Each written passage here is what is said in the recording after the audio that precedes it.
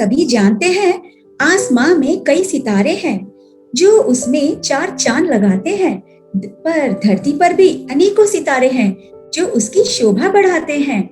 कुछ ऐसे ही सितारों को हम रेडियो मेरी आवाज पर बुलाते हैं और आप तक उनकी आवाज पहुंचाते हैं। नमस्कार, मैं मीना रेडियो मेरी आवाज से आप सभी का तहे दिल से स्वागत करती हूँ। आज के जो हमारे गेस्ट हैं वे एक बहुत ही वर्सेटाइल एक्टर हैं। जितनी अच्छी अदाकारी करते हैं उतने ही अच्छे ये गायक भी हैं।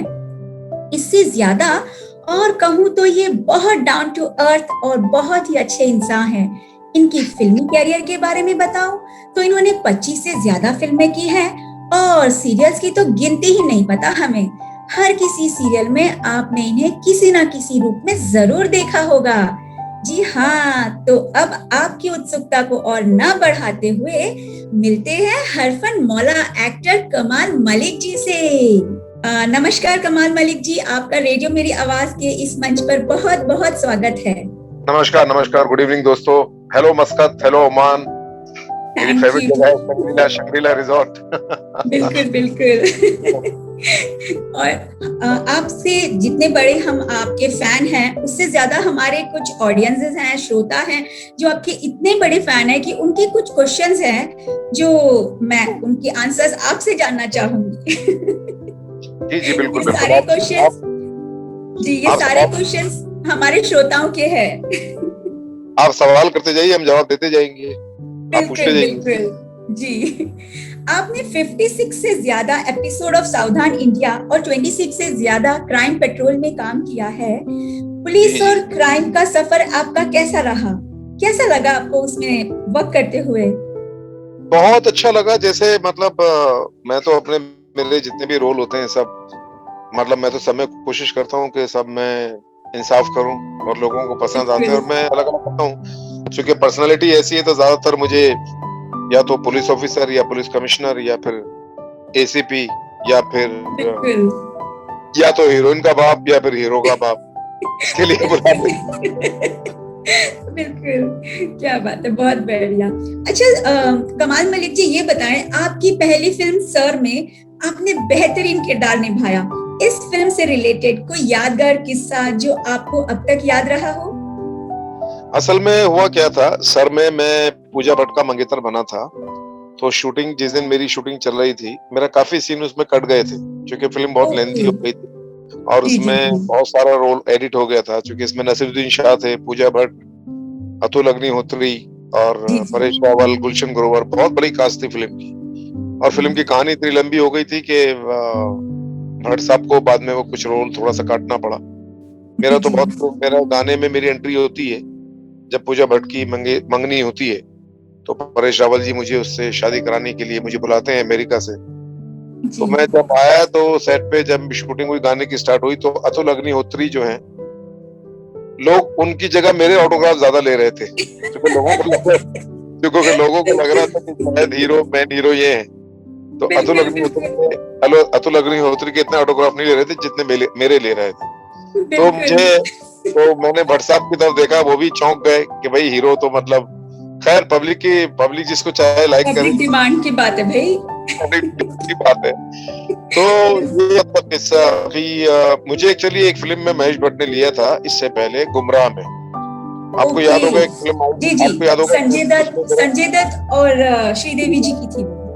जी, उसमें मुझे एक्चुअली राहुल राय वाला रोल मुझे मिला था, लेकिन वो किस्मत से वो रोल जो है वो मेरी किस्मत में नहीं था, वो राहुल राय की किस्मत में था। क्योंकि राहुल राय साहब उस वक्त फ्लॉप हो चुके थे आशिकी एक हिट देने के बाद।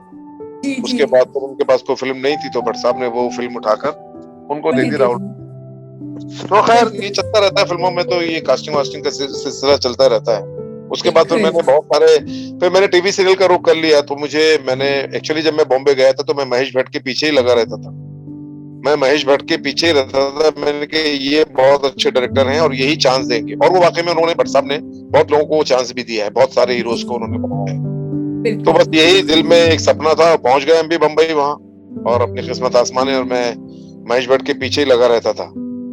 तो उन्होंने फिर मुझे वो फिल्म तो नहीं दी, लेकिन सर में मुझे पूजा भट्ट का मंगेतर बनाया, लेकिन इत्तेफाक से इसमें भी बहुत सारा रोल कट गया था। एनीवेज वो तो चलता रहता कोई बात नहीं, लेकिन हमने तो आपको उसी फिल्म से देखा है, पहचाना है, और उसी फिल्म के द्वारा लोगों ने आपको इतना प्यार भी किया है। नहीं, सर के साथ एक और फिल्म मेरी रिलीज हुई थी एक्चुअली, सर और दामिनी दोनों साथ में रिलीज हुई। दामिनी जी एक जी फिल्म जी, शायद आपने देखी होगी। मीनाक्षी शेषाद्री जी की। जी जी जी जी। पहले दिन कैमरा मैंने दामिनी से फेस किया था सर, मेरी सेकंड टाइम मैंने सर में किया था, पहले दामिनी से किया था। दामिनी आपको याद होगा 4 लड़के थे जो रेप करते हैं नौकरानी, जी जी जी, उनमें बिल्कुल से एक मैं भी बिल्कुल। था, उनमें से एक मैं भी था। क्योंकि ओके पहली फिल्म ओके थी, ओके। क्योंकि पहली फिल्म थी और वो चारों लड़के जो थे इंपॉर्टेंट थे, एक ऋषि कपूर का भाई बना जी था, जी, एक ऐसा हम लोग दोनों बिल्कुल। तीनों लोग थे। तो दामिनी के साथ कैमरा मतलब फेस हुआ था, फिर सेकंड फिल्म सर, और ये दोनों फिल्में हिट थी, जबरदस्त हिट थी। हाँ, बहुत हिट थी, बिल्कुल। आज भी सर मूवी का जो सॉन्ग है, sir sir we love you, आज भी वो बहुत फेमस है सॉन्ग। उसका एक गाना मैं सुनाता हूँ, जो मतलब बिल्कुल मुझे बिल्कुल एक लाइन सुनाता हूँ सिर्फ, जिसकी मुझे बिल्कुल। वो हे हे हे हे हे हे हे हा हा हा हा हा हा हा हे हे हे हे हे हे हे हा हा हा हा हा हा हमसे बदल गया वो निगाहें तो क्या हुआ, जिंदा है कितने लोग मोहब्बत किए बगैर, हमसे बदल गया वो निगाहें तो क्या हुआ, जिंदा है कितने लोग मोहब्बत किए बगैर। ये गाना था क्या सर फिल्म बात का। है, क्या बात है, बहुत खूबसूरत, इतनी प्यारी आवाज है आपकी, क्या बात है। अरे शुक्रिया शुक्रिया, बस गुनगुना लेते हैं नहीं मिनल नहीं, जी। बहुत प्यारी आवाज है आपकी। अच्छा, जी जी। ये बताएं कमाल जी, आपने अक्षय कुमार, सलमान खान, संजय दत्त, अमिताभ बच्चन जी और कई बड़े सितारों के साथ अभिनय किया है, स्टेज शेयर किया है, स्क्रीन शेयर किया है। इन सितारों के साथ आपका सबसे बेस्ट एक्सपीरियंस, और कई बार हमारे कुछ बुरे एक्सपीरियंस भी होते हैं, तो वो कुछ हमारे साथ शेयर कीजिए जो आप भूल नहीं सकते हैं, लाइफ लॉन्ग मेमोरीज। हाँ, मुझे दो लोगों के साथ बहुत ज्यादा मजा आया। तो सबके साथ ही मजा आता है, सभी लोग कोऑपरेटिव होते हैं, सब बिल्कुल। लोग अपना काम करते जी हैं। जी अमिताभ बच्चन जी के साथ जब मैं कर रहा था केबीसी, जी जी जी कौन बनेगा करोड़पति का प्रोमो में कर रहा था, तो उसमें मैं जी एक फैक्ट्री ओनर का मैं रोल कर रहा था। तो जी डायरेक्टर ने बोला कि सर आप फैक्ट्री ओनर हैं, तो मैं बच्चन साहब के सामने बैठा हूँ। तो I was so excited and I was so happy. अच्छा, सबसे पहले एक मजे का किस्सा ये बताऊं, जिस दिन मेरा केबीसी का शूट था, मुझे पता ही नहीं था कि बच्चन साहब के साथ शूट है।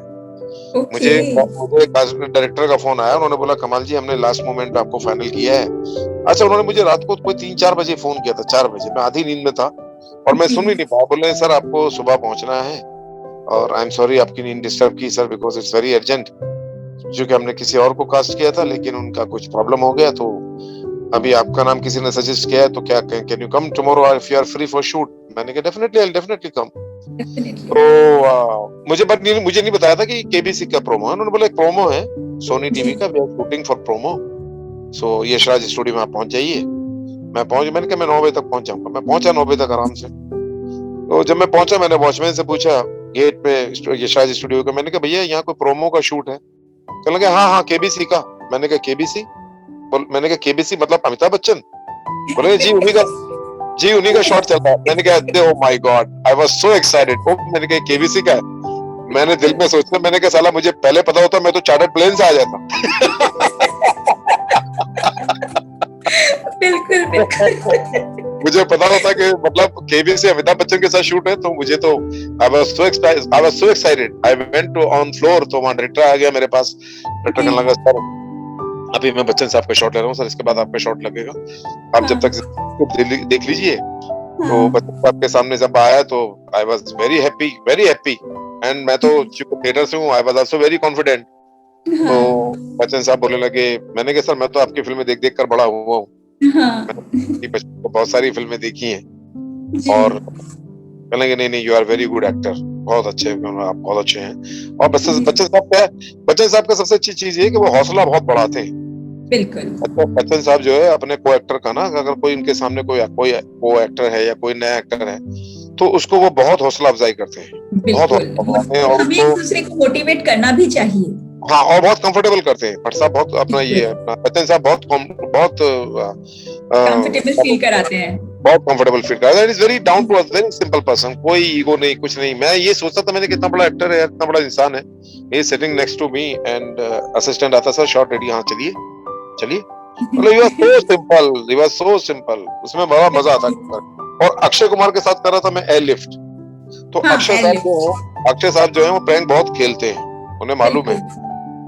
तो एक सीन में वो गाना है ना, दिल चीज तुझे दे दी, हाँ, जो मेरे पे गाना है एयर लिफ्ट में जो गाना है, वो गाने के बीच में एक, हालांकि वो अक्षय कुमार का ही आइडिया था। अक्षय कुमार ने मुझे बोला कि सर आप आएंगे और उस लड़की को उठाएंगे और गोद में लेके नाचेंगे और उसके बाद वहीं ड्रॉप कर देंगे। तो मैं गाने के बीच में आता हूँ, अक्षय कुमार मुझे इशारा करता है, मैं उस रशियन डांसर को गोद में उठा लेता हूँ और उसके बाद मैं झूमने लगता हूँ, उसको लेके गोद में झूमने लगता हूँ। उसके बाद मैं छोड़ देता हूँ, तो वो लोग इतना जोर से हंसते हैं जब वो मॉनिटर पे जाके देखते हैं, वो बोलते देखिए देखिए देखिए सर को देखिए। वो लोग इतना हंसते हैं। Oh my God, it was a wonderful experience, wonderful. ये जो एक्सपीरियंस है, ये एक्सपीरियंस तो अक्षय जी ने भी शेयर किया है किसी इंटरव्यू में। अच्छा, ओके, वेरी नाइस, ओके। ये चीज तो मेरी सुनी हुई है। अब आप यकीन जानिएगा कि मतलब मैंने उस रशियन डांसर को जो उठाया था अपनी गोद में, मैंने 3 दिन अपने हाथ नहीं धोए थे।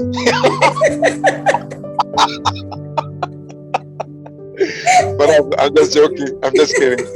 लेकिन it was a wonderful experience, wonderful experience. सही बात है। चलिए, बहुत अच्छे एक्सपीरियंसेस हैं आपके साथ तो। जी जी जी जी जी। अच्छा, ये बताएं कमाल जी कि आप virtual voyage institute of creative innovation से भी जुड़े हैं। हाँ, वो ये कुछ बताएं। ये इंदौर की एक संस्था है। इंदौर में हमारे एक दोस्त हैं जो इसके डायरेक्टर हैं। उन्होंने मुझे एक बार बुलाया था, तो मैंने बोला, मैंने कहा ठीक है मैं आ जाऊंगा। तो कहने लगे आप आके कभी कभी एक्टरों को थोड़ा सा मतलब आप थोड़ी एक्टिंग क्लासेस दीजिए। मैंने कहा यार मुझे तो एक्टिंग आती ही नहीं यार, मैं क्या क्लास दूंगा, मैं तो खुद एक्टिंग नहीं जानता। अगर तो आप जैसे कलाकार अगर इस तरीके से बोलेंगे कि आपको एक्टिंग नहीं आती है, तो बेचारे जो उनकी इंस्टीट्यूट में सीख रहे हैं वो क्या बोलेंगे? नहीं, मैंने उनको फिर एक चीज मैंने बताई तो उनको समझ में आया एक्टिंग क्या होता है। एक्टिंग का सबसे बड़ा फार्मूला होता है मीनल जी कि आपको एक्टिंग नहीं करनी है, एक्टिंग नहीं करनी है। आप जैसे नेचुरल हैं वैसे स्क्रीन पर रहिए तो ज्यादा अच्छा है। अगर जहां ओरिजिनलिटी होती है, जहां आपने ये रियलाइज कर दिया कि मैं एक्टिंग कर रहा हूँ या कैमरा चल रहा है, तो वहां आप भूल जाएंगे। वहां पर आप सिर्फ लाइंस पे चले जाएंगे, आपको वो फील नहीं आएगा। बिल्कुल, एग्जैक्टली। तो ये मैं बात वहां मतलब जो स्टूडेंट्स थे उनको बताता था, क्योंकि मुझे कभी आते थे, अब तो काफी टाइम हो गया गए हुए, क्योंकि अभी लॉकडाउन में सब बैठे हुए तो इसलिए कुछ टाइम ही नहीं, सब वगैरह सब बंद कर। जी चलिए, कोई नहीं, अपने थोड़े दिन की बात है, लॉकडाउन सब खुल ही जाएगा, सारी चीजें नॉर्मल आ जाएंगी। बिल्कुल बिल्कुल बिल्कुल। जी, और पूछिए क्या पूछिए। आपके इतने सारे सीरियल्स आपने जिसमें एक्ट किया है, आपका सबसे फेवरेट सीरियल कौन सा है और वो क्यों है? मैंने कम से कम मिनल जी, मैंने अभी ये बताना तो बड़ा मुश्किल है क्योंकि इतने सारे शोज हैं। मैंने बहुत सारे शोज किए हैं। मैंने कम से कम नहीं तो मैंने डीडी नेशनल के ही मैंने कम से कम 150-200 सीरियल्स किए हैं जो डीडी पे आते थे। उसके अलावा तो आपने फौजी भी किया हुआ है? हाँ, फौजी मेरा पहला सीरियल था शाहरुख खान के साथ। आपका फर्स्ट सीरियल था फौजी? हाँ, फौजी मेरा भी पहला सीरियल था और शाहरुख खान का भी पहला या दूसरा सीरियल था। फर्स्ट सीरियल था उनका। जी, हम लोग एक्चुअली क्या है, फौजी सीरियल में जो शाहरुख खान के बड़े भाई बने थे ना, शायद आपको याद हो, अगर आप दोबारा देख। वो आप ही थे? नहीं, शाहरुख खान के जो बड़े भाई बने थे उनका नाम बड़े भाई, हाँ, उनका नाम था राकेश शर्मा। जी। उनके साथ हम लोग, मैं उस वक्त दिल्ली में थिएटर करता था, तो उनके साथ मैं एक प्ले कर रहा था। तो प्ले की रिहर्सल के दौरान उन्होंने मुझे बोला, वो शूटिंग पे जाते थे उन दिनों, इतना मतलब सारे चैनल्स नहीं थे, इतने सारे चैनल्स नहीं थे, सिर्फ डीडी, जी टीवी वगैरह, ये मतलब जी भी बाद में आया था, पहले डीडी वन ही चलता। हाँ। तो उन्होंने मुझे बोला कि तू सीरियल करेगा। मैंने कहा सीरियल क्या होता है? बोला डेली सोप। बोले डेली सोप। मैंने कहा डेली सोप करेंगे बिल्कुल। आप कर रहे हैं? बोला हाँ मैं इसमें कर रहा हूँ, शाहरुख खान का बड़ा भाई बना हूँ। अच्छा, शाहरुख खान इतना बड़ा फेमस नहीं था, तो कहना नहीं कि था बिल्कुल। हाँ, वो कहना कि मैं उसका भाई बना हूँ अभिमन्यु का, तुझे भी मिला देता हूँ। तो मैं गया। वो फौजी के जब हम शूटिंग पे पहुंचे तो कर्नल कपूर ने मुझे देखते ही फाइनल कर दिया, जो उसके डायरेक्टर प्रोड्यूसर थे। जी।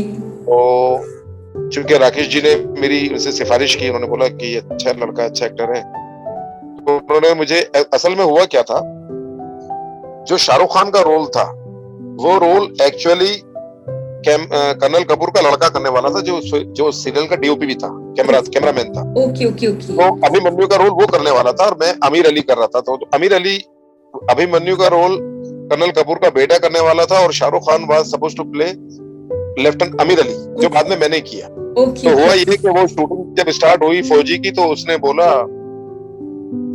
मिलिंद नाम था उसका, मिलिंद कपूर। जी मिलिंद ने बोला जी। कपूर को कि सर मैं पापा मैं नहीं करूंगा, मैं सिर्फ कैमरा संभाल, I will not do the acting.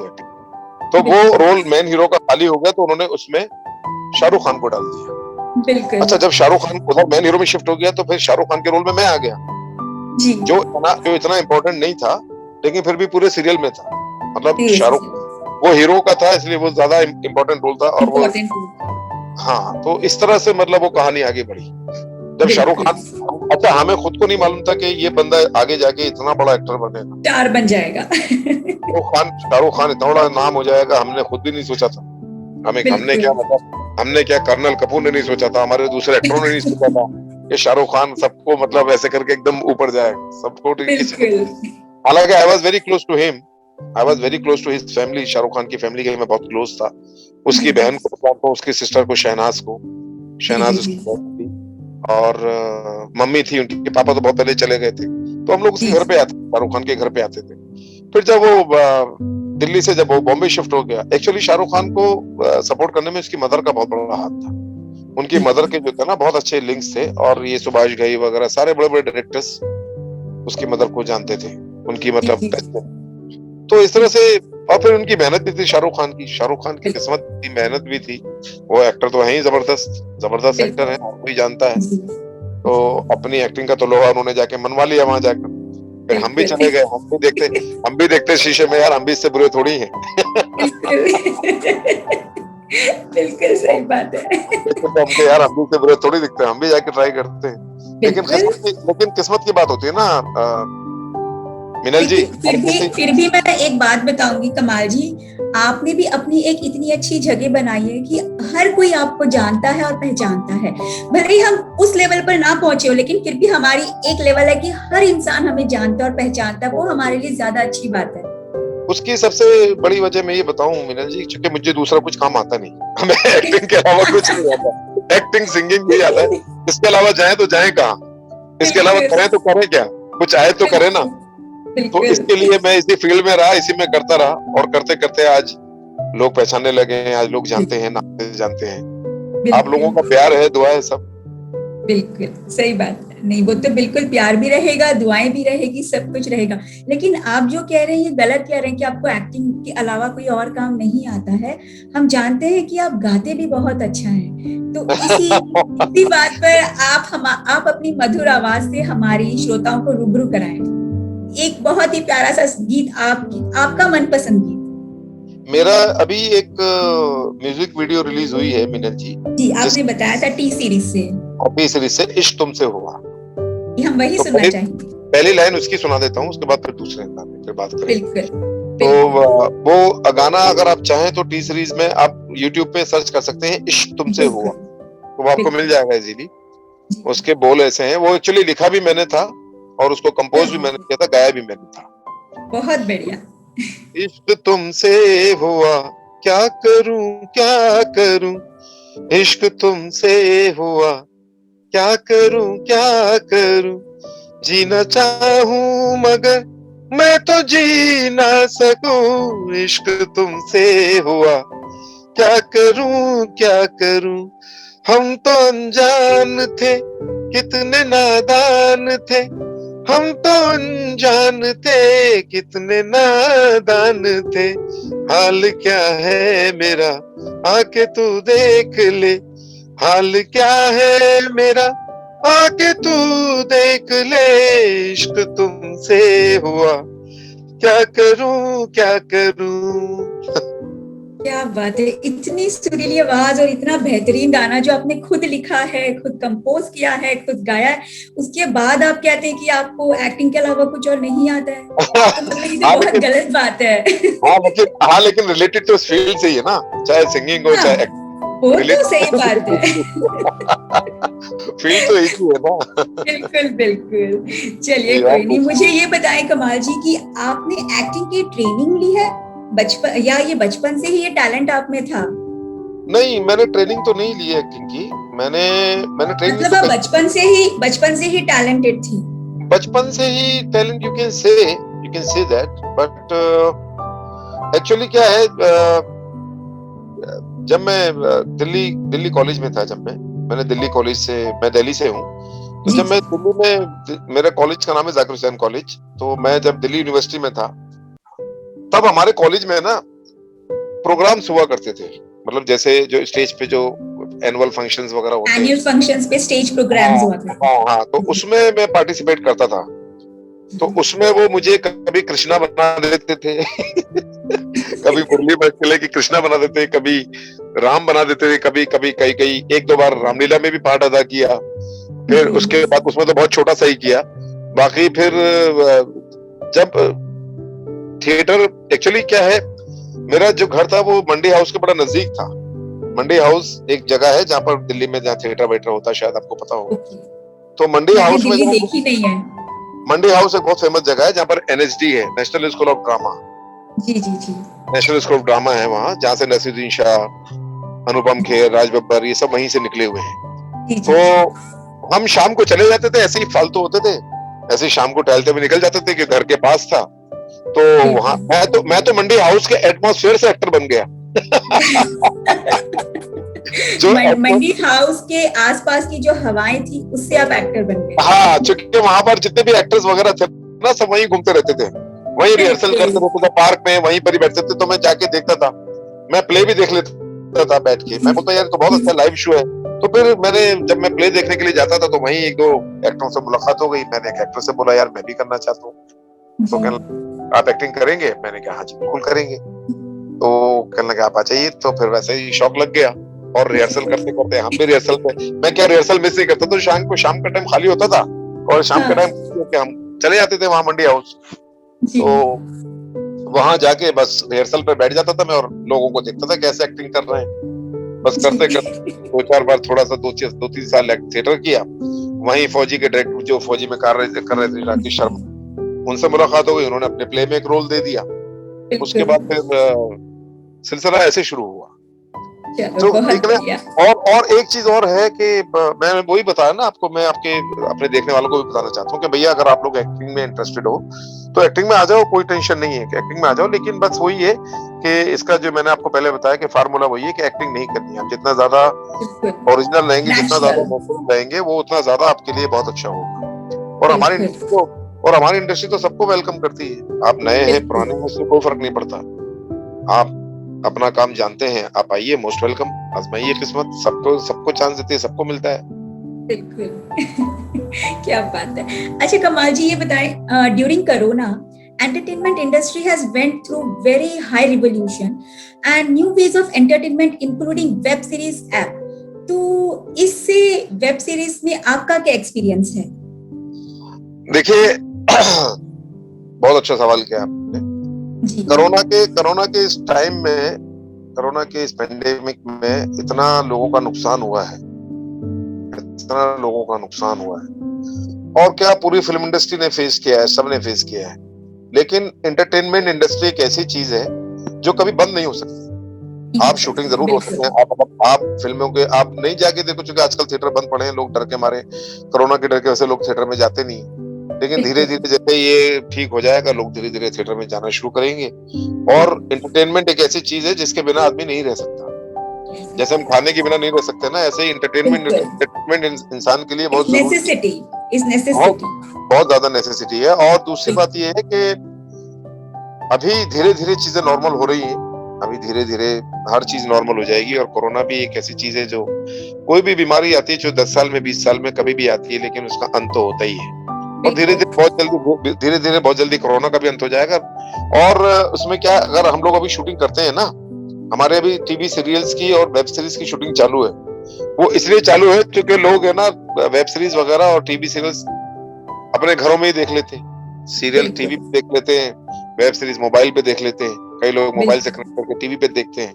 तो ये बहुत अच्छी चीज है, ये बहुत अच्छी बात है। और जब हम लोग शूटिंग पे जाते हैं तो वहां बाकायदा हमारी एक एम्बुलेंस खड़ी रहती है, एक डॉक्टर रहता है सेट के ऊपर, बाकायदा आपका कोरोना टेस्ट होता है, बाकायदा आपके हाथों को सैनिटाइज किया जाता है, आपकी पूरी बॉडी को सैनिटाइज किया जाता है, फिर अंदर जाके आपको मतलब जाके फिर आपका मेकअप होता है। तो वो थोड़ा डिस्टेंस से करके हम लोग सब लोग करते हैं। तो वहां पूरी हम लोग पूरी प्रिकॉशन लेते हैं शूटिंग के दौरान। जब हम लोग शूट करते हैं तो उसकी पूरी प्रिकॉशन हमको लेते हैं, और हमारे डायरेक्टर वगैरह प्रोड्यूसर सब इस बात में मतलब वो लोग इस बात को बहुत ध्यान देते हैं, खास ध्यान देते हैं कि नहीं भाई एक्टर हैं और इनको कुछ होना नहीं चाहिए, क्योंकि अगर एक्टरों को कुछ होगा तो फिर वो बनाएंगे क्या, किसके साथ शूट करेंगे। और इन शॉर्ट अगर हम कहें तो बोल सकते हैं कि कोरोना में वेब सीरीज ने क्रांति ला दी है। कोरोना ने वेब सीरीज में इतनी जबरदस्त क्रांति लाए हैं कि मैं इतनी अच्छी मैं भी बहुत सारी वेब सीरीज कर रहा हूँ। मेरी 2-3 मेरी अभी एक रिलीज हुई है, शुक्ला दी टाइगर। एक वो वेब सीरीज आई थी ना जो इसपे थी, क्या नाम है आपको मालूम होगा, प्रशांत शुक्ला कोई यूपी का गैंगस्टर था। उसके ऊपर अभी एक रिलीज हुई है शुक्ला दी टाइगर, जो MX प्लेयर पे आप देख सकते हैं। अभी चल रही है वो। तो उसके अलावा भी मैंने बहुत सारी, एक अभी अभिषेक बच्चन के साथ मैंने वेब सीरीज की है, फिर मेरी एक बहुत अच्छी वेब सीरीज अभी रिलीज होने वाली है जिसका नाम है तंदूर। आपको पता होगा मिनल जी, बहुत सालों पहले दिल्ली में एक कांड हो गया था, तंदूर कांड। जी पता है। किसी हस्बैंड ने अपनी वाइफ को मार के काट कर उसको तंदूर में जला दिया था। ये दिल्ली में हुआ था या देहरादून में कहीं तो हुआ था? नहीं, ये दिल्ली में हुआ था, दिल्ली में हुआ था। तो उसमें मैं पुलिस कमिश्नर बना हूँ, पुलिस कमिश्नर परेरा, जिसने इस केस को निकाला था। और इसमें जो बिग बॉस में आई थी ना रश्मि देसाई, जी रश्मि देसाई, हाँ रश्मि देसाई इसमें बहुत बड़ा रोल कर रही है, मेन रोल उन्हीं का है।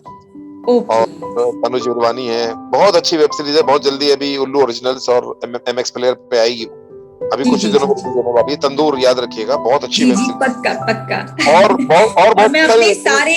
मैं अपने सारे श्रोताओं को, सारे ऑडियंसेस को, सबको बताऊंगी कि कमाल मलिक जी की तंदूर जरूर देखें। तंदूर जरूर देखिएगा, बिल्कुल।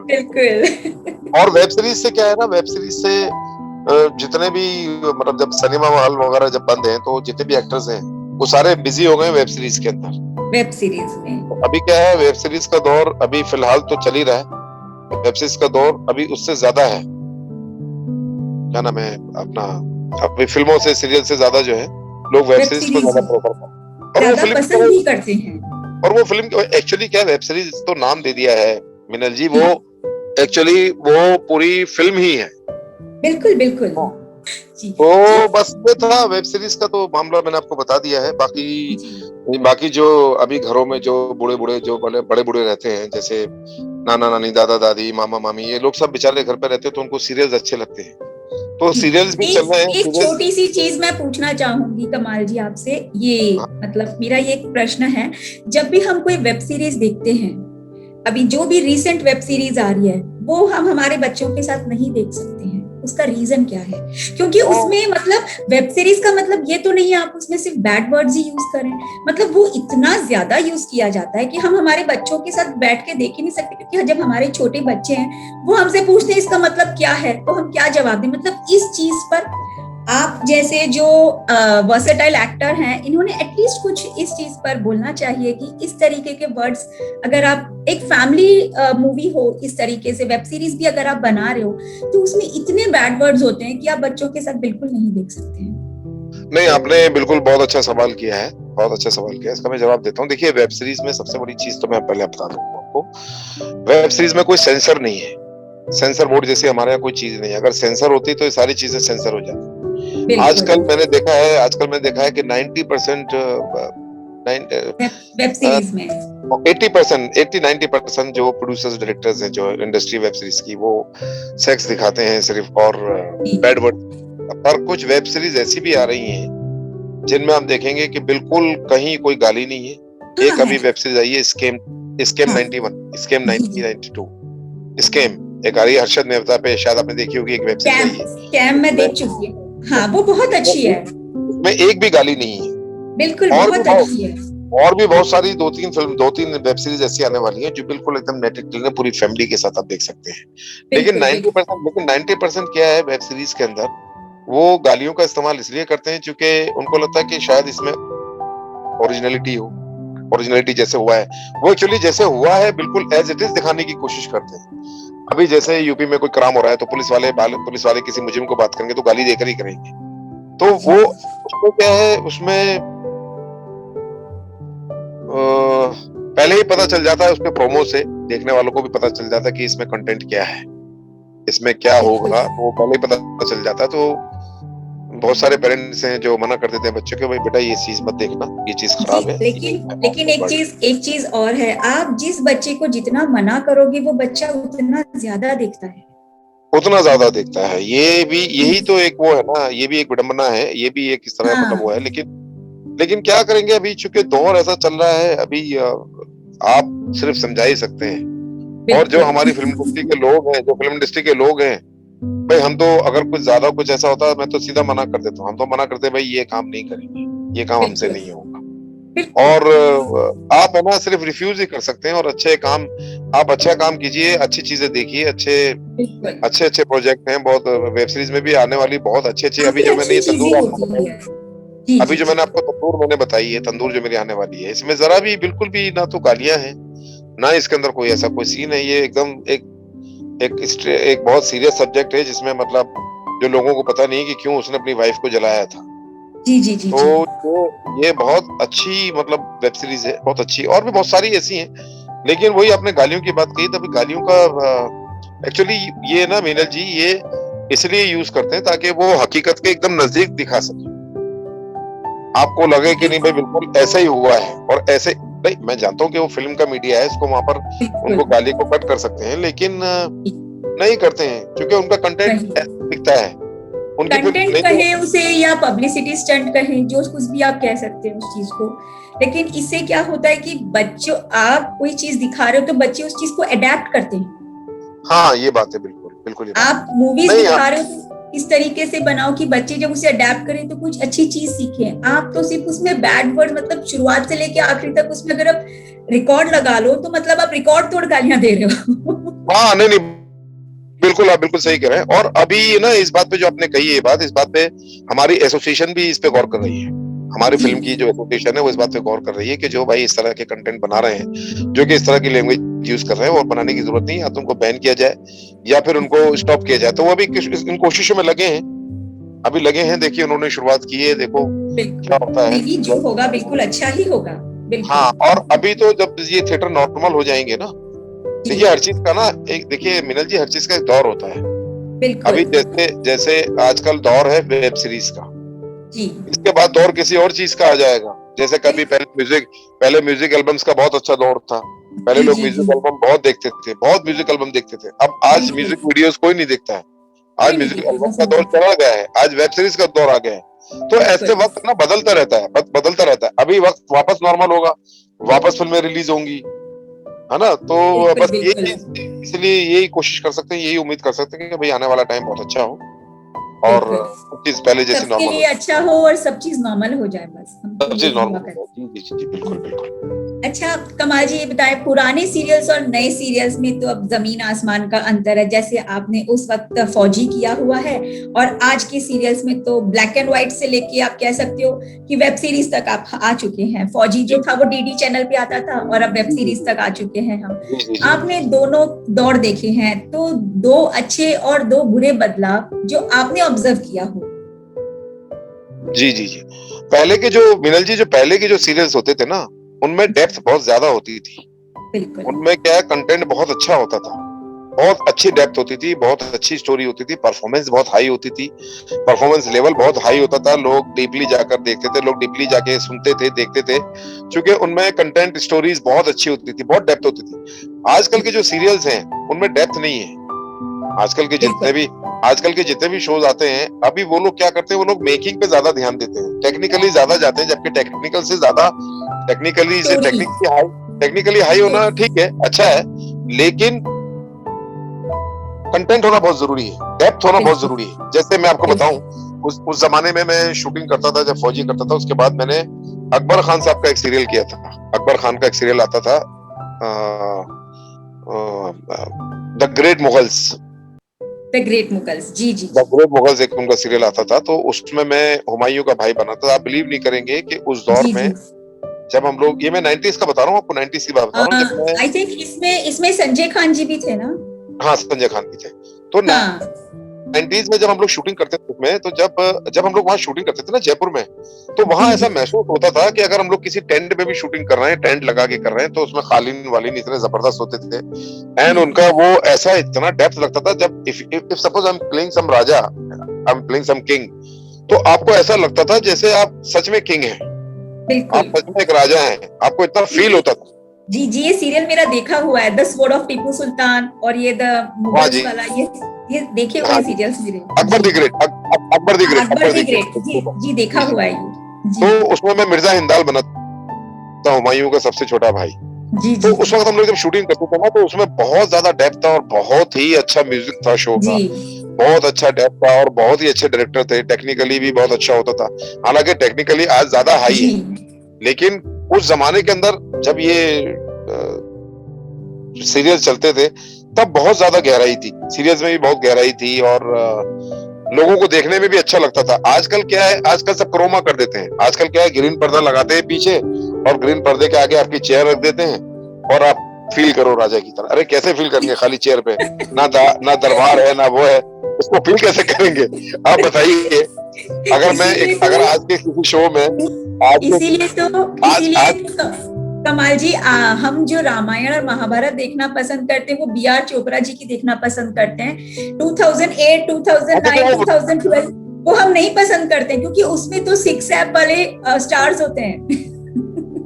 हाँ, अभी क्या है, अभी खाली टेक्निकल देखेंगे, बस 6 ऐप है, और अगर मैं कोई राजा बनाऊं, तो पीछे ग्रीन पर्दा लगा देंगे, ग्रीन पर्दा होगा, क्रोमा कर देंगे, और उसमें बैठ के आप पूरा महसूस कीजिए कि आपका इधर दरबार है, इधर दरबारी है।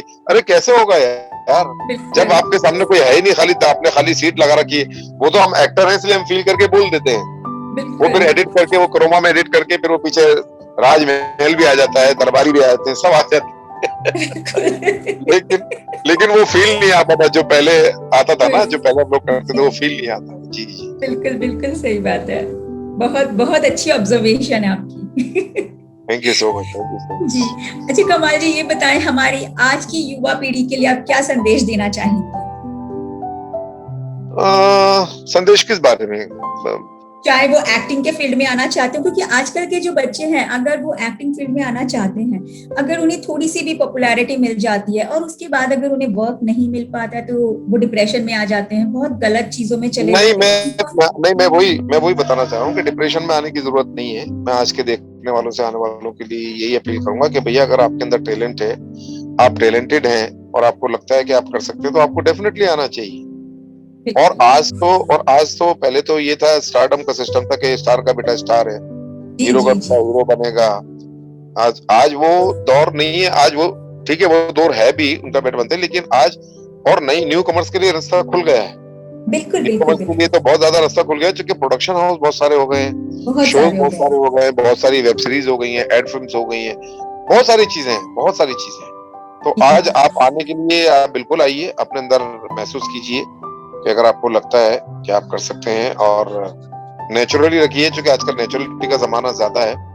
आज कोई वो पुराने जमाने जैसे, मतलब चीजें नहीं है, पुराने जमाने जैसी चीजें नहीं है।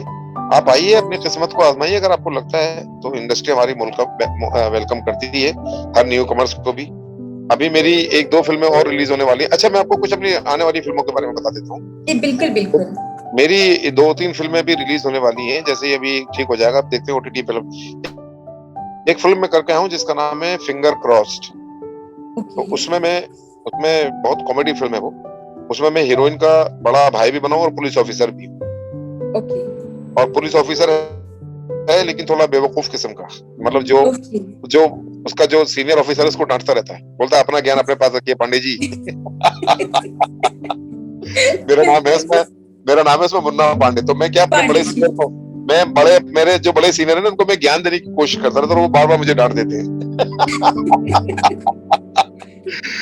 तो बहुत अच्छी फिल्म है। एक और मैंने फिल्म की है मिनल जी, जिसका नाम है बधाई हो बेटी हुई है। एक फिल्म अभी तो मैंने इसका प्रमोशन भी देखा है इसका। हाँ जी, एक फिल्म आ रही है बधाई हो बेटी हुई है, तो उसमें मैं बहुत मेजर रोल में हूँ। मेरा उसमें जो मेरी बेटी, जो हीरोइन है वो मेरी बेटी होती है। तो पहले जो बेटियों को पसंद नहीं करते थे, पहले जमाने में लोगों की थिंकिंग थी ना, आजकल तो बेटियां सबसे ज्यादा होती है। आजकल तो जिसके यहाँ बेटी होती है वो किस्मत वाला होता है, जिसकी बेटी नहीं है वो किस्मत वाला नहीं है। तो आजकल का जो टाइम है ना, मतलब ये फिल्म हमारे जो मोदी जी का, जो हमारे प्रधानमंत्री जी हैं, उनका नारा भी है कि बेटी पढ़ाओ, बेटी बचाओ, बेटी पढ़ाओ। तो ये उसी के ऊपर बहुत खूबसूरत फिल्म बनी है। ये बहुत जल्दी रिलीज होगी।